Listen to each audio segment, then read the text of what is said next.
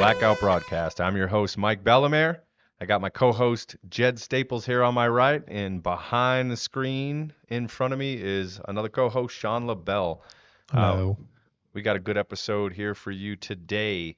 We're going to open the segment by talking about solar flare potential. So right now this week, we got a 55% chance of an M-class. M-class is going to mess up some radio communications, maybe make your GPS a little glitchy. So nothing too crazy. Hopefully y'all know where you're going. And the potential of an X class is 10%. So I would say this week we are good with worrying about anything major. However, we do want to talk about the fact that we don't have to keep worrying about EMPs and CMEs all the time. We know about it. We're talking about it. We're going to be doing something about it. But the fact remains is that there are more power outages in the United States caused by weather-related incidents. Since the year 2000, weather-related power outages are up over 100%. Sean's going to pull up some information that kind of gives everybody a snapshot on where these power outages are in the U.S. and how many major power outages we've had per state. Sean, you want to pull up that website there and pick a state? Let's look at Texas. What's Texas got going on? Texas. Big old Texas. Texas is going to be up there. Texas, California, North Carolina, Michigan are the worst ones. They've had the most major power. 210 in Texas since 2000. That's pretty intense. I'm assuming that's because Texas has their own grid. I don't know how they're... I think Texas is pretty self-sufficient. I think they are sporting their own grid down there. But I mean, 210 outages. I remember, was it last year, Jed, when the weather got so cold down there? Then the ice storm. Yeah, that ice storm flooded like a ton of places. I'm sure that was a big chunk of them. Yeah, how many weeks were those guys out? Like 2 weeks, right? At least 2 weeks. Yeah. And I mean, you're talking Texas. It's hottest. I think it was more than that, but I don't know. It was like -10 in Texas. Yeah, negative 10 in Texas, power out. I mean, hopefully a lot of those people had some portable power generation.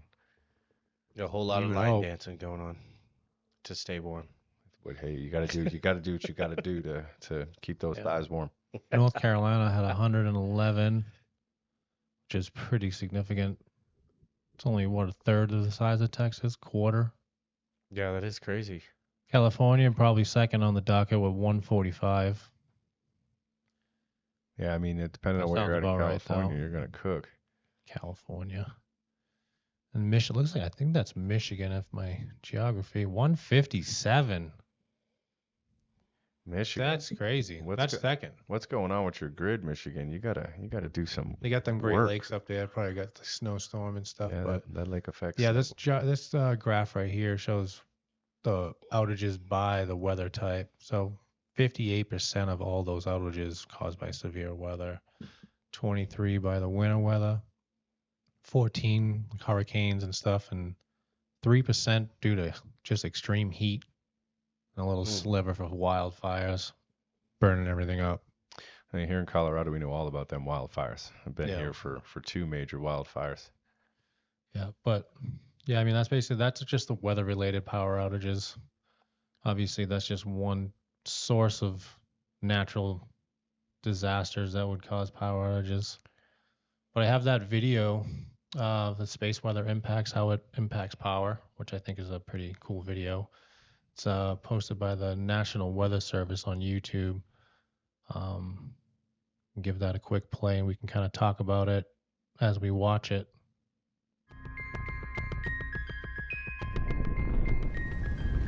Space weather affects technologies. Clear on your final.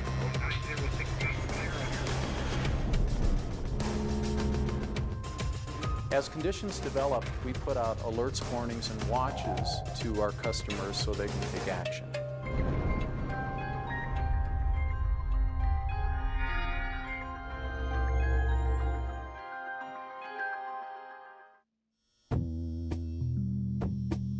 The Space Weather Prediction Center has had a long-standing relationship with the power industry, so they've been aware that solar storms, the geomagnetic storm piece of that, can affect the operation of their systems and induce extra currents and loads on those systems that can either trip those systems offline or in the worst of cases, cause damage. That relationship goes back for several decades. In fact, a big incident in 1989 where part of Quebec was tripped offline that affected something like 6. We talked about that on our last podcast, Quebec, right? Yeah, we did. We mentioned the Quebec outage, and that was recent. I mean, I I didn't didn't know. realize there's so many people. 9 million people lost power. That is a lot of people 6 without million power. customers for about 9 hours. I think 9 that really hours. raised the awareness in the power industries. When we get the alert, we watch the grid and start looking for issues. Are we seeing a decline in voltage? Are we seeing equipment failures? And we readjust the system to try to mitigate those problems, try to keep the lights on and keep it from going out. Averaging about 500, 550 kilometers per second. If we didn't have this early warning, we wouldn't see it until our sensor saw it. Getting more information quicker and faster before the storm hits, not during the storm, is a big improvement. In the long term, I think what we need and what we're moving toward, the U.S. as a whole, is better modeling, fully understanding this phenomenon, understanding how it would impact specific systems. Rather than actually experiencing a storm, we can simulate storms in our software and see what the impact is. We try to get. What a lot of people don't realize is space weather is more than just CME. Space weather literally affects the weather here on planet Earth. So if you notice with the increase by over 100% since 2000 in the extreme weather here on Earth, if you watch the cycle of the sun, you actually see how they kind of run laterally side by side. As space weather increases, the extreme weather here on planet Earth also increases. So this video here, the National Space Weather, they're talking to the Americans how they're monitoring space weather and how it affects grids here in the U.S. It's very important for everybody to be following. Well, it's worldwide. It isn't just in the U.S. Well, I mean, these guys are mainly chatting about the United States and how they're monitoring these systems so they can control how the power flows here in the U.S. For sure. Ahead of it, we always plan that if there's an outage, how can we keep the lights on? What's the best process to prevent it? In the end, 5-10 years from now, there's going to be a whole mix of operational procedures driven by what we do on prediction and warning. And then there also will probably be some level of hardware controls to ensure the reliability of the grid. Interesting that they said the hardware controls. Oh, EMP shield. But no, I thought that was a cool video to show, to kind of see what they were talking about. I'm curious of when that, they said, what, 5 to 10 years? I wonder when this was actually posted. 9 years ago. Yeah, right on brand. 9 years ago. That's about when EMP Shield first started making devices. So it's kind of funny that they mentioned it. Fast forward, and we manifested some devices that will protect from EMP, CME, lightning, surge. Yeah. And they have other videos too, just like how the solar storms will affect different types of systems, communications and GPS. Well, that goes back to that 55% chance of an M-class. M-class flare will, in fact, disrupt radio communications. Happens a lot here in the U.S. But real quick, to all of the viewers, I'd like to announce the Blackout Broadcast giveaway. On the 10th episode of the Blackout Broadcast, we will be raffling off an EMP Shield vehicle unit to one of our subscribers. You must be a subscriber to win. If you're not a subscriber, kindly click that like and subscribe button below and become a member of the Blackout Broadcast. We love giving stuff away, and this will be our first giveaway of an EMP Shield unit to one of our subscribers. So again, click that like button, hit subscribe, and enter for a chance to win. I mean, these vehicle units are really cool. Yeah, and shout out to everybody at the Tanner Gun Show this past weekend. That was a really fun event. Got a lot of information out there. Yeah, so anybody watching now, anybody who subscribed that we met at the Tanner Gun Show, I'd like to thank you for watching and thank you for coming over to our booth. We will be announcing that grand prize giveaway from the Tanner Gun Show on Monday, July 1st. We will be picking a winner for the whole home protection package, which consists of a panel unit, a generator or a solar unit, and 2 vehicles. So again, stay tuned on July 1st to whoever is entered to win that package. We will be raffling that off July 1st. Man, that's a deal right there. It's a $2,700 value. That It's ain't bad. just chilling. All powers sir. off except yours. That'd be Doesn't matter nice. where you live either. Yeah, that's right. We'll come to you and put it in. So we're always talking about the power going out, and everybody needs to do X, Y, and Z to be prepared. Jed's got some information for us just to kind of put a positive spin on it. That, you know what, the leaders in government are actually making an attempt to do just that. So what do you got for us, Jed? Well, in October 18th of 23, the DOE, the Department of Energy, announced that they have up to $3.5 billion for 58 specific projects across 44 states to strengthen the electric grid resilience and reliability. A couple key points is, the projects will leverage more than $8 billion in federal and private investments as part of grid resilience. It's called the GRIP program, and it's Grid Resilience and Innovation Partnerships. It's funded through the Bipartisan Infrastructure Law and Administration of DOE's Grid Deployment Office, the GDO. Pretty cool stuff, and that's, it's last October. It's ironic how everything's kind of flying into the timeline that we just heard, and the one thing I want to touch base on, and one of the programs they're offering, is neighborhood resilience. This is microgrids that expand renewable and distributed energy resources that will allow consumers to keep the power on locally, even if the larger grid goes out. So that's something that's cool. Microgrids can be protected pretty easily, just like any electrical source. But I thought that was one that was pretty exciting and relatable for most people, right? Yeah, I'm happy to hear that buzzword microgrid. I've been throwing that around here for a couple of years, and one of the key components to microgrids as they start to gain some traction is it's going to be wind, and it's not going to be those big white windmills that you see in the middle of a cornfield. The wind technology has come leaps and bounds. You're able to take a 5 by 5 by 5 turbine box with a 4-foot vertical mast and take a 5-mile-an-hour wind and generate power as if it's running at 15 miles an hour. You could put these things on the top of existing real estate, on the top of roofs, and wire them in and be generating clean AC power, subcontracted, sitting on someone's building. That's right. And from a licensed electrician as well. So, the level of attestation is huge there. So it's actually a professionally installed. You don't have to DIY unless you're, doing your off-grid thing, or you just do your own work.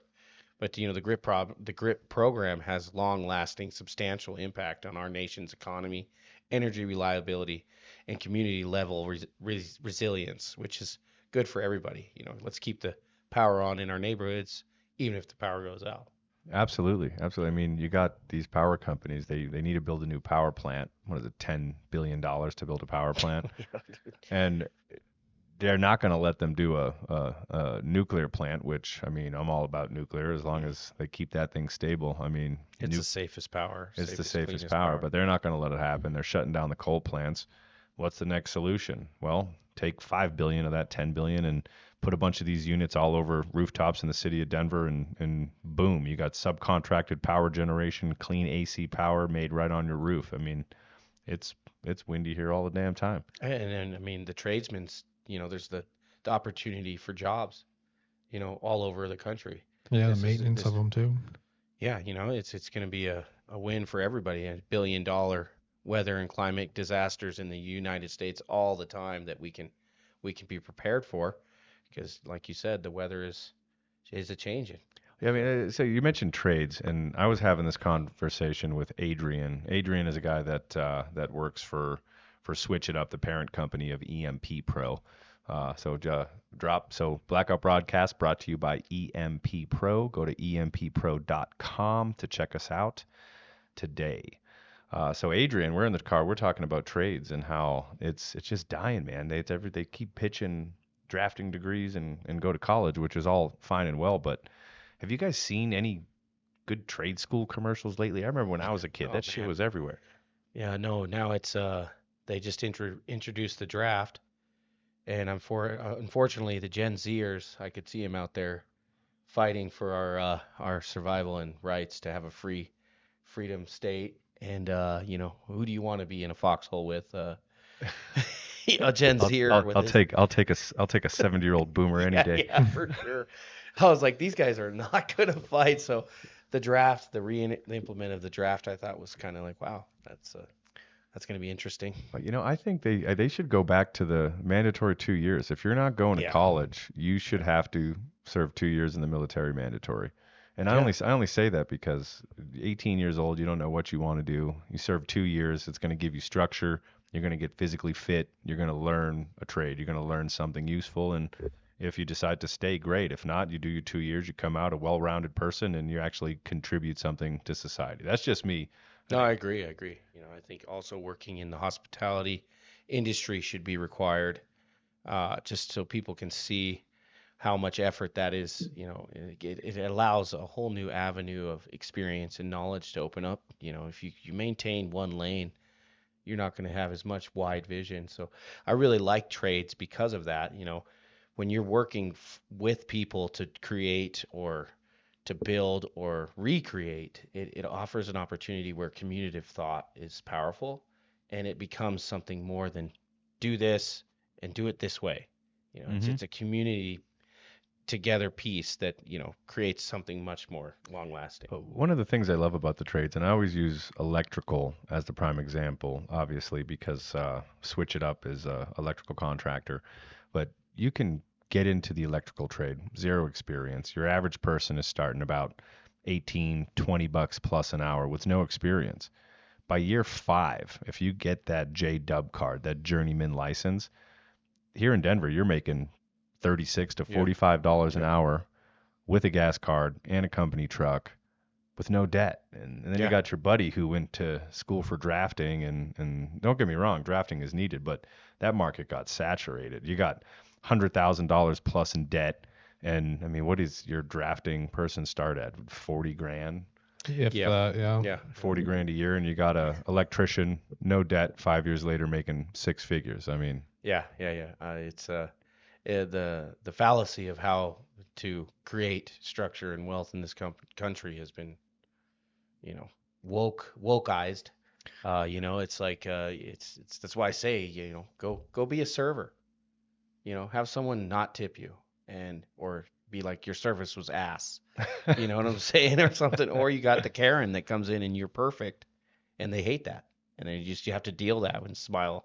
It teaches you to see people, to read people, and it's working together. That's why I love the trades, because it's not a solo thing. You can't just sit at a desk and get after it, which I respect. But I find that many minds are better than one. Yeah. Always.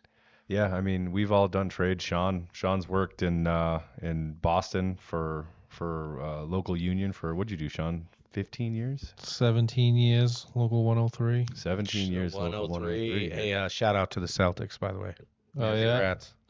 That was a good time. Beantown. Nice work, Celtics.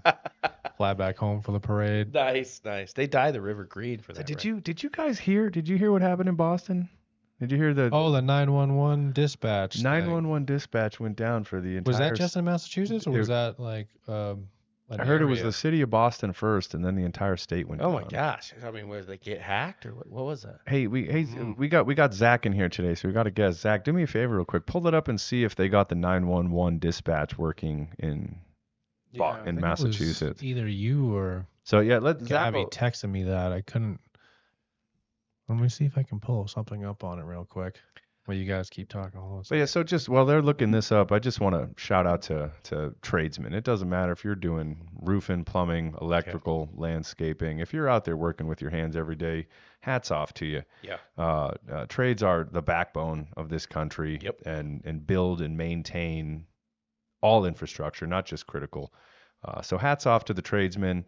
And just know that you guys are appreciated. You girls are appreciated. There's more women are getting into the trades. I love it, man. Yeah, yeah, yeah. I think it's just opportunity, and also just there's lack of opportunity elsewhere. I'll tell you, I've been doing the whole switch it up thing for 8 years, and I've had a few women come and go, but any crew that I had a woman working on, she outworked the men Oh yeah, every oh yeah. day, and it set a fire under their ass. Like these jobs were more productive with a girl on the crew than I've ever seen, and these girls are coming in and they're kicking ass. Yeah, I mean that's the cool thing. We open door here. And that's why I like the hospitality industry as well. It's totally biased, non-biased. It's you have to prove yourself to stay. It doesn't matter what you identify as, or you know, male, female, or whatever. It's your work ethic and your ability to work as a team and absorb and remain teachable. Those are the basic building blocks for success, in my opinion. And like Yeah, it's super absolutely. I mean, yeah, necessary. you have years in the kitchen, and Oh yeah. since I Oh yeah. met you, you use some of the best analogies that are kitchen related that you can literally apply to anything. I've heard you use kitchen analogies for everything and anything, from talking to warehouse guys to talking to subcontractors to project managers. The mise Yeah. en place. It's all about the mise en Yeah, place. everything in its place. That's right. Everything in its place. So what do you got, Zach? Did they get that 911 dispatch going again? Yeah, I have it here. I could share it with. Let me share the screen real quick, and I'm not seeing that anyone say why it happened. It was a fire, like, so it was a breach. So Someone we got hacked it. hacked. Yeah, so they're trying to fluff it. It was the firewall. Well, yeah, they got through your firewall. Yeah. Well, that's So is it back on? Do they got it running again? It was only down for 2 hours. 2 hours is a long time if you need it. yeah. I mean, you figure Yeah, we'll let's say stay. so. This is from Fox News on it.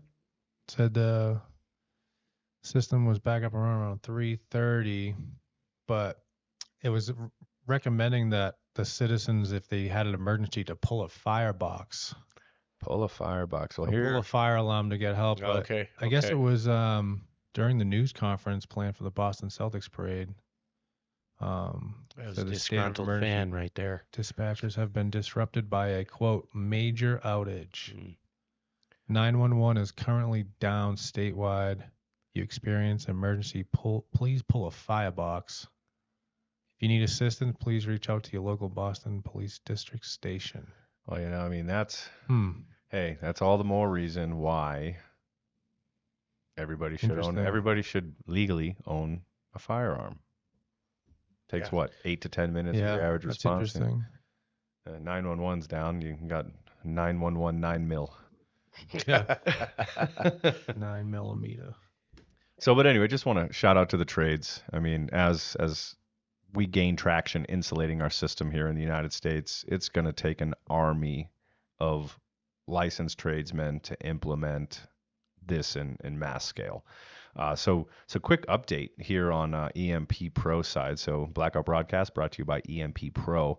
EMP Pro is actively pushing and engaging in conversations with utility companies to stress and push the need to start at the head, as I've been saying. You start at the top. We want everybody to be protected. Protect your cars, protect your houses, your power generation system, so you can be self-sufficient. That's why you buy all the gear that you have. That's why you buy power generating systems. But we're pushing on the EMP Pro side to get the power companies to give grant money, to put their own money on the table to insulate the systems. You got to start where the power is made. Then you got to go to the substations. Then you got to go to the transformers. Then you go to the individual houses, so on and so forth. So we talk about it, but we're actively every day pushing to get this implemented into code and to get power companies to put money on the table. So we have it from the head to the toes. You got to start where the power is coming from and go down the line from there. But until we get them to put the money on the table, we still urge everybody, especially if you have backup power systems, protect your panel, protect your power generation, and the most important, get these things on your vehicle. If you're like, hey, I'm not staying here. I live in the city. I don't give a crap about my panel. Well, you know what? You got to protect your wheels. So at a minimum, get one of these EMP shields on your vehicle. Go to www.empro.com. You can see all of our pricing. You can call 833 EMP Pro 4, talk to a team member, and we can get you hooked up with a vehicle unit. Heck yeah.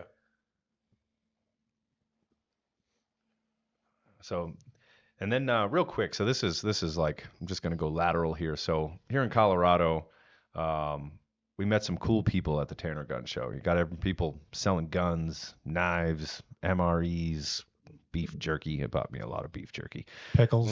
Pickles are really yeah, good. those pickles were really good. But we just want to touch real quick. So there's an initiative, Initiative 160, Linda White. This is something that I signed and I believe in, and they need to get about 125,000 signatures here in about 50 days. You can lean whatever way you want. Everybody has their beliefs. So for me, I don't believe that if you're a biological male, born a biological male, that you should be allowed to say you're transitioning, chop the beans and franks off, actually transition, and then get into women's sports. So we have an initiative here in Colorado. It's Initiative 160 to keep biological boys out of women's sports. And this doesn't apply to the major leagues. This is for college, high school, etc.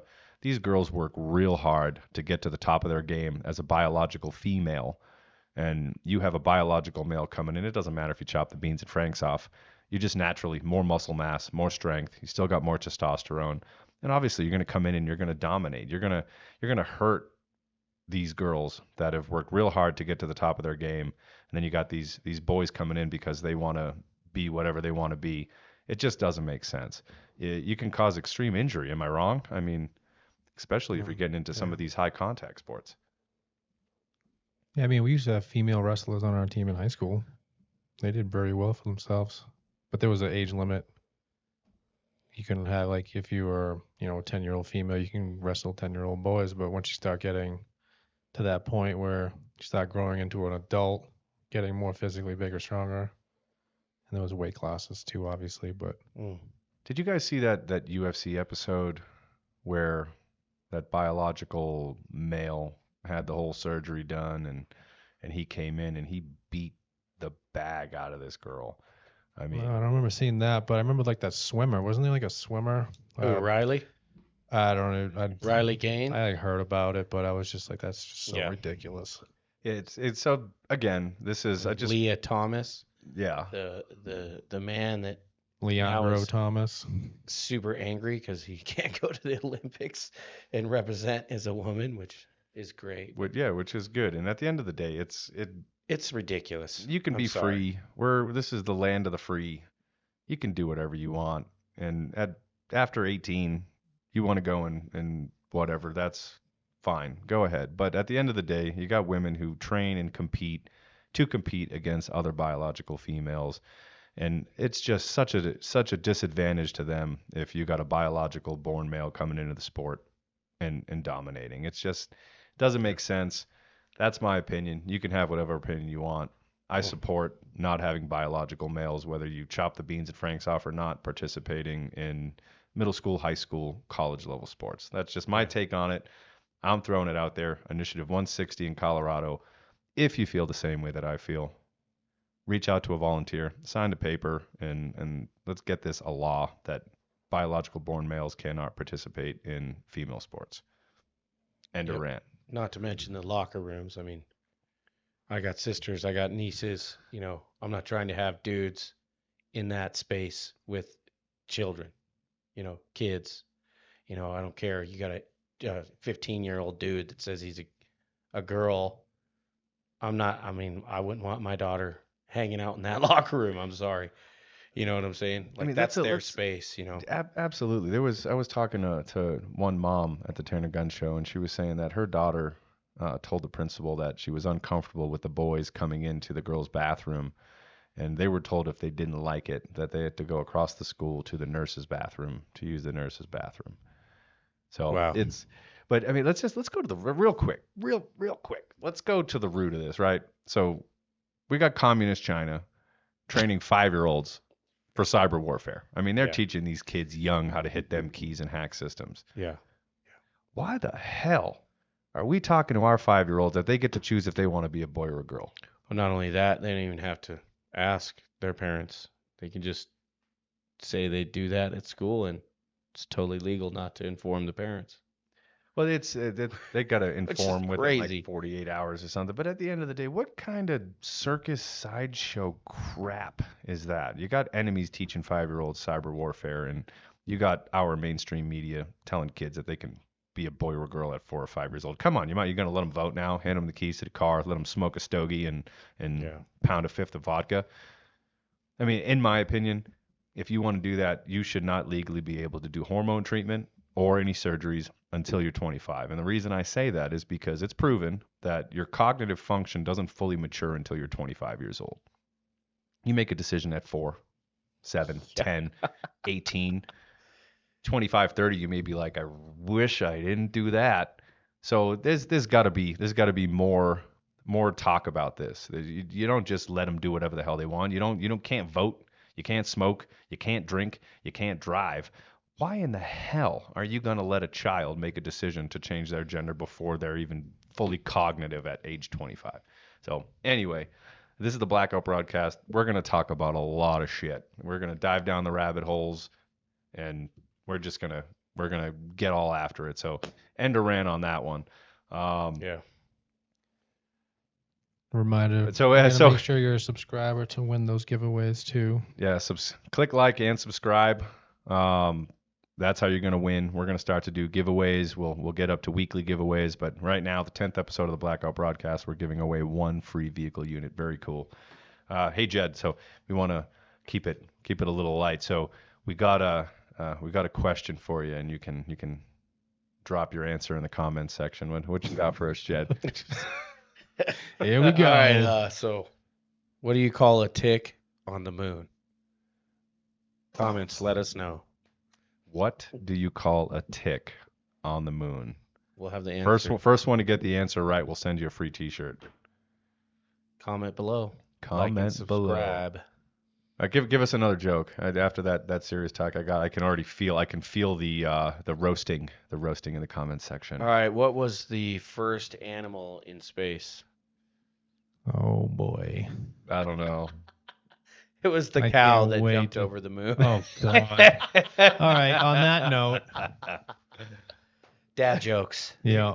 Days Love of me dad jokes. So let's get back to some serious talk here. So Zach pulled up a solar activity report. What do you got there, Sean?